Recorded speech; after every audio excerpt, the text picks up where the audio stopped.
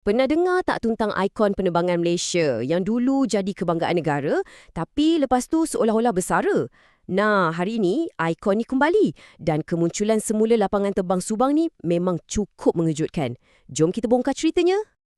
Okey, cuba bayangkan, untuk kali pertama selepas lebih 20 tahun, jet-jet komersial kembali menderum di landasan lapangan terbang asal Kuala Lumpur. Betul-betul macam deja vu kan? Jadi apa sebenarnya yang jadi sampai ada kebangkitan semula yang mendadak macam ni? Jom kita siasat sama-sama. Okeylah, untuk faham apa yang berlaku sekarang, kita kena rewind sikit. Kita kena balik ke zaman keemasan Subang. Zaman di mana Subang ni bukan setakat tempat kapal terbang naik turun, tahu. Ia adalah simbol kemodenan, simbol kebanggaan seluruh Malaysia. Jadi, ceritanya bermula pada tahun 1965. Subang dibuka dan terus boom, jadi pintu masuk utama Malaysia ke seluruh dunia. Pertumbuhannya, memang pesat gila. Kalau kita tengok garis masa ni kan, dari satu terminal je, ia berkembang jadi 3. Semuanya untuk menampung jutaan penumpang dan, boleh kata, impian sebuah negara yang sedang membangun. Dan, cuba tengok reka bentuk dia ni. Gempak kan? Ini bukan sekadar bangunan biasa-biasa. Ini sebuah karya seni. Bumbung terapung yang ikonik tu, tanjakan bulat yang legend tu, memang satu kenyataan yang sangat berani tentang visi masa depan Malaysia pada waktu tu.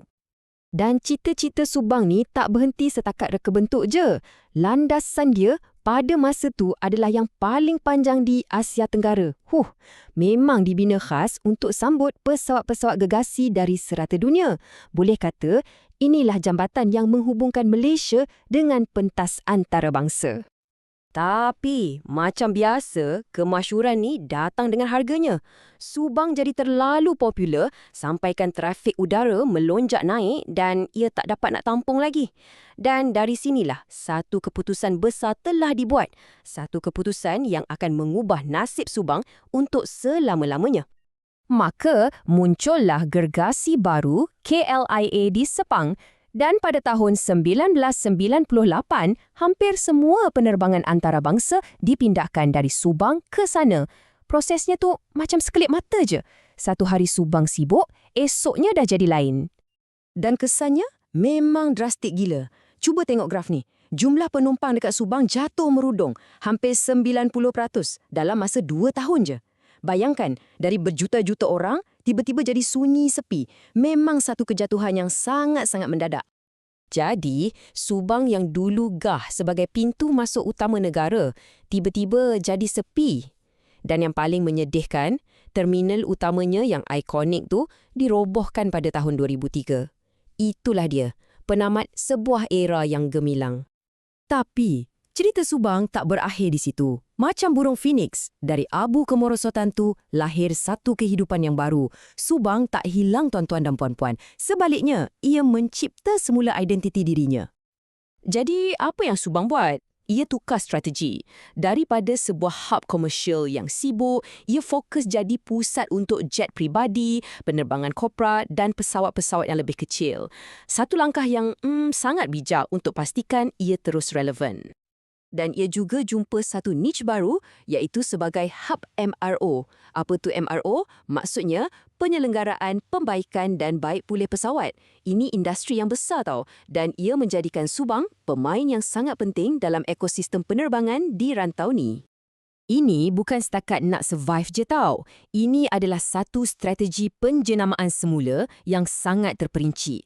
Lahirlah Subang Skypark, sebuah lapangan terbang bandar yang moden, selesa dan memang kena dengan gaya pelancong generasi baru. Dan sekarang, nampaknya roda nasib tu berputar sekali lagi. Ada satu plan yang sangat besar, sangat bercita-cita tinggi yang bakal meletakkan nama Subang kembali gah dalam peta penerbangan arus perdana. Plan ni dikenali sebagai SARP atau Plan Penjenazaan Semula Lapangan Terbang Subang. Ini bukan projek biasa-biasa. Ini projek mega untuk transformasikan Subang sepenuhnya bagi menghadapi cabaran abad ke-21. Dan kalau kita cakap pasal impak ekonomi, ini yang menarik. SARP dijangka akan jana lebih 200 bilion ringgit untuk ekonomi negara kita. 200 bilion, itu satu suntikan yang sangat besar untuk pacu pertumbuhan. Bukan tu je, ia juga akan cipta lebih 8,000 peluang pekerjaan baru. Ada untuk yang berkemahiran tinggi, sederhana, hinggalah ke pekerja sokongan. Ini betul-betul satu anjakan ekonomi yang akan dirasai oleh ramai orang. Okey, jadi rancangannya adalah untuk tingkatkan kapasiti secara berperingkat. Matlamat akhirnya, nak capai 8 juta penumpang setahun menjelang 2030. Untuk bagi anda gambaran, itu hampir separuh daripada jumlah penumpang yang Subang pernah kendalikan masa zaman kegemilangan di dulu.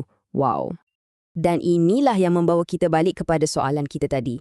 Kenapa jet kembali ke Subang? Sebabnya mudah, KLIA dah hampir penuh. Jadi, kemudahan Subang sebagai sebuah lapangan terbang yang dekat dengan bandar tiba-tiba jadi sangat bernilai dan mendapat permintaan tinggi semula. Sebab itulah jet-jet komersial kembali mendarat di landasannya. Jadi, perjalanan Subang ni macam satu kitaran yang lengkap kan? Daripada status ikon kebangsaan, ia jadi pemain niche dan sekarang ia kembali sebagai hub bandar yang strategik. Kisah Subang ni sebenarnya mengajar kita sesuatu yang penting. Masa lalu tu bukan untuk dilupakan, tapi ia boleh jadi landasan terbaik untuk kita bayangkan semula masa depan. Fikir-fikirkanlah.